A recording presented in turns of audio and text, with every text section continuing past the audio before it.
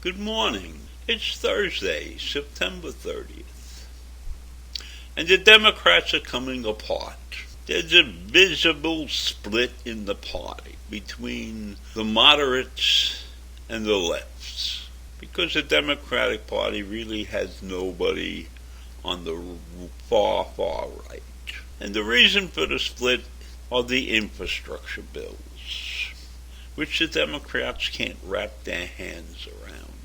And I tell you, it is a problem wrapping your hands around these bills, because it doesn't seem like they can get together and decide what really is infrastructure, what really needs to be fixed, what is social infrastructure, things that should be put in place to make this a better country for many, many years. The problem is that they are supposed to vote on the $1.1 trillion package, which represents the true infrastructure, while delaying the vote on the $3.5 trillion social infrastructure package. And that has the progressives up in arms, because they don't want to vote on the 1.1 until they have a vote on the 3.5. And so this is the battle that's going on, and this is a foolish battle. It's a foolish battle because you have to accomplish one thing at a time. There's a lot in the $3.5 trillion bill that hasn't been settled. And we all know they haven't figured out even how to properly pay for these bills. So I don't get it. I don't get it why they can't come together as a unified party. Why the Democrats are so splintered.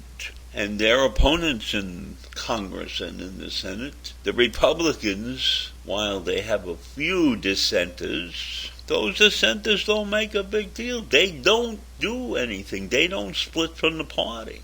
They claim a lot of things.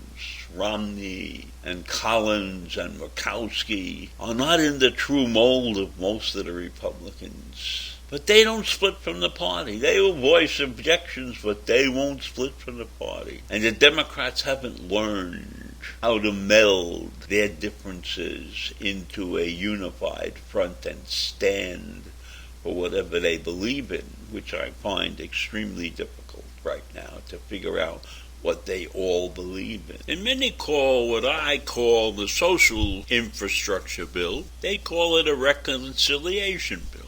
And that's a strange name for some group of people that can't get reconciled to stand together. Now, I recognize the fact that the progressives are worried that at some point in time they will lose power, and they're taking advantage of the situation because of the narrow, thin lead that the Democrats have in Congress. And I also believe that many of them recognize the fact that in the midterm election of 2022, it's very likely that the balance of power in the Congress will shift to the Republicans. Remember, in spite of the fact that Biden won the election, the House of Representatives lost seats. They lost seats to the Republicans, even though a Democrat won the presidential election. And I think many in the party are worried that in 2022 they will have the majority in the Congress, and that will mean that a lot of the things that they want to get done will not get done. So there's a lot of pressure on these members of Congress to do their best for what they believe in, but they're going about it in the wrong way. Infighting is not the way. Declarations of insurrection, I'll call it insurrection, splitting from the members of your group, is not a way to show the people of this country that we're trying to move forward.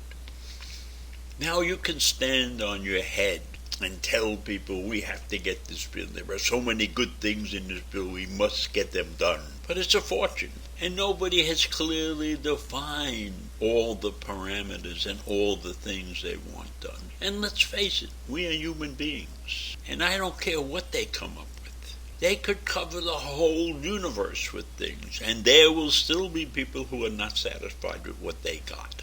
Because that's our nature. That's the nature of human beings. We look at something and we say, yeah, this is good, but. There's always a but. And it's the same thing with this reconciliation package. Or as they call it, Build Better America Act. Or maybe we call it something else. Doesn't matter what we call it. I can tell you from experience that no matter how good this bill is, there will be some people, probably 10% or so, that will not be satisfied with it.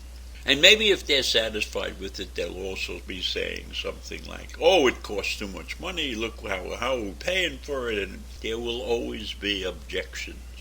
But I think in the back of the Democrats' mind, they recognize the fact that they may lose the majority in the 2022 election. And that's got to be nagging at them, although none of them will come out and say something like that, you see, because that would be detrimental to their cause. So they're going to continue this infighting. I don't know how it's going to come out, but I can tell you that if we don't get this infrastructure thing straightened out, and we don't have a proper way to pay for it, that's going to be a disaster. And so somebody should step back and say, hey guys, let's wait a minute. Let's put these pieces on the side for now and this piece on the side for later, and let's get it done. Because this nagging fight that's going on is not doing this country any good at all. So I think you see the big picture now, or at least I hope I painted the correct. And so I'll say goodbye for now. And I'll see you in the morning.